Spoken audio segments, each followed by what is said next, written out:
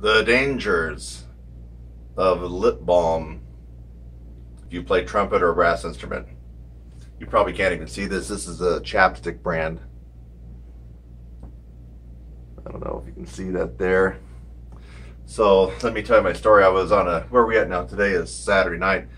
Last weekend I had a gig, and the day before my lips were all effed up and chapped, almost cracking. And I ran out of my other stuff, which was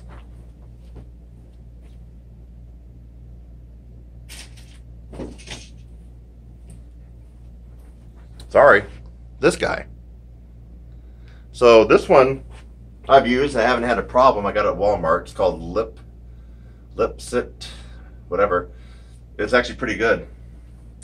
But I went and I saw this expensive one. It's a Chapstick, and I looked. Now I just recently looked on the back of it. It's made by Pfizer, and you know Pfizer makes Viagra, right? So maybe a little Viagra dust got sprinkled into the Chapstick. But anyway, last weekend, I had this gig coming up, and it's a pretty tough gig. And the day before, my lips were all effed up. They were cracking, not to the point of bleeding, but they were definitely cracked, almost where you could peel off the dead skin on your lips. That's not good for a trumpet player. It shuts off your vibrations. So I went out and got this Chapstick. Now this isn't normal Chapstick. This is it's like a $4 little tube of Chapstick that has some special other ingredients in it. And I proceeded to lather up my lips every time I remembered. I think it must have been 5, 6, 7 times, constantly putting this stuff all over my lips. And my lips healed up real quick. I also did it the next day before my gig. But I'm here to tell you folks, when I got on the bandstand, actually before I got on the bandstand, let me tell you this part. I warmed up like normal about a couple hours beforehand. I usually do 2 warm-ups, a pre-warm-up and then a real warm-up. But when I did my pre-warm-up, it felt like I wasn't warming up. I was like, what's going on here? I just couldn't even get the low C out. It was like my lips were grinding.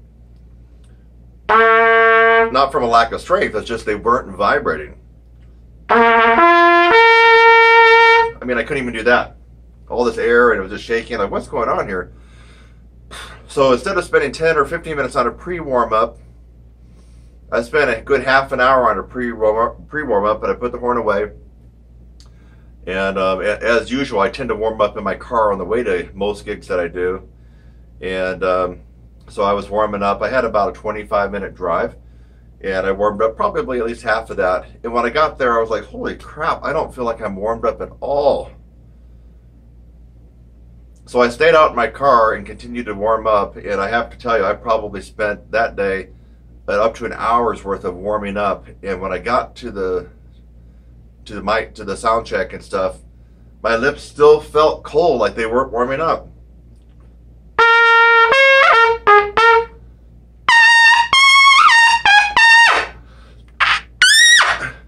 I'm warmed up now, baby. I'm rock solid. But that night, something was fucked up with my lips. And I thought to myself, what the hell is going on here? I didn't overplay yesterday. In fact, I did everything just right. I've been doing this for a long time. I proceeded to have a mediocre gig for myself. I don't think anybody else probably really noticed. I was on the money, but it felt horrible to me.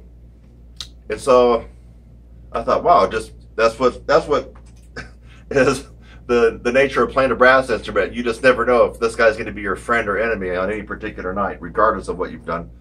Now, fast forward to just a few days ago when I did my final recording session for the Doc Severinson's MacArthur Park video that I'm in the process of making. Now, you've probably heard the audio, but it's not finished. I got the video coming. We're going to be going into video production in probably less than a week. But same thing, I thought, well, let me just make sure my lips are all hydrated and everything and smooth. And I started doing that again the day before, which was Wednesday. Thursday I was doing this constantly. Anytime my lips kind of dried out or whatever, I put this on. And I'll be damned, the same thing happened. I'm warming up, and my recording session was at 8 o'clock at night, and I'm like, it's 5 o'clock. I'm like, what is wrong? I can't even get any lip slurs out.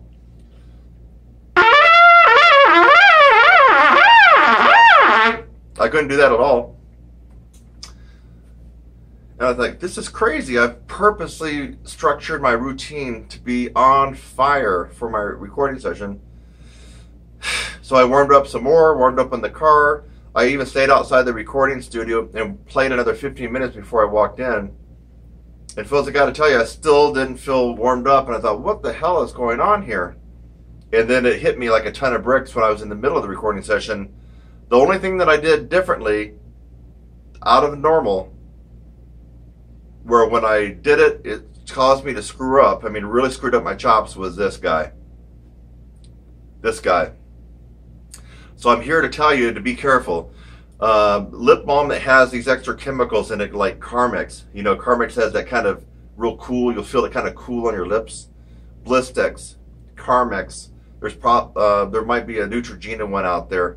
And then this guy, this very expensive tube of chapstick, you're going to pay $3 or $4 for. You might pay $4 or $5. This is not the little 3 chapstick thing for $1 or $2 that you see at Walmart.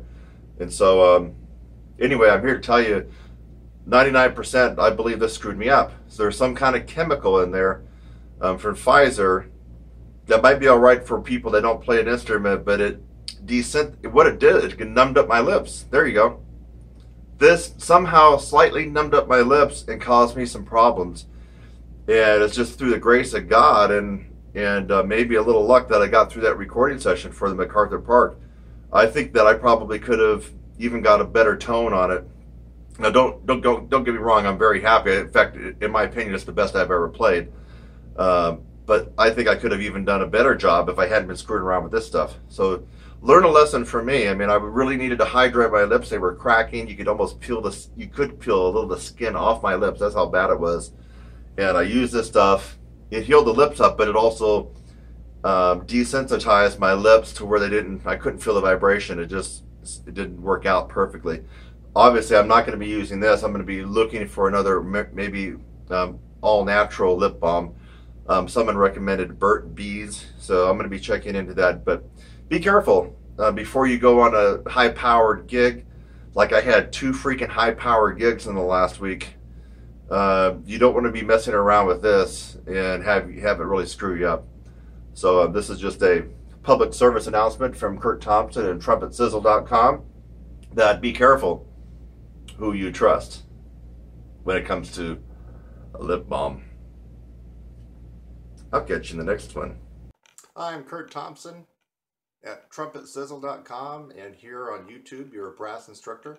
I'm a professional trumpet player and teacher, and I want to ask you a question. Would you like to learn how to skyrocket your range, improve your endurance, and reduce mouthpiece pressure? At the very least, you should discover that improving range and endurance is a process. It is not one book you're going to read, not one ebook. It's not one lesson you're going to take with a celebrity trumpet player. It is a process that you will have to go through. If you're willing to go through this process, I can almost guarantee that you will get fantastic results on this instrument or any brass instrument. And for right now, I would just like for you to subscribe to my channel. Look down below and click the subscribe link. I would love to have you as a subscriber on my channel, Your Brass Instructor. I'm Kurt Thompson. I'll see you in the next one.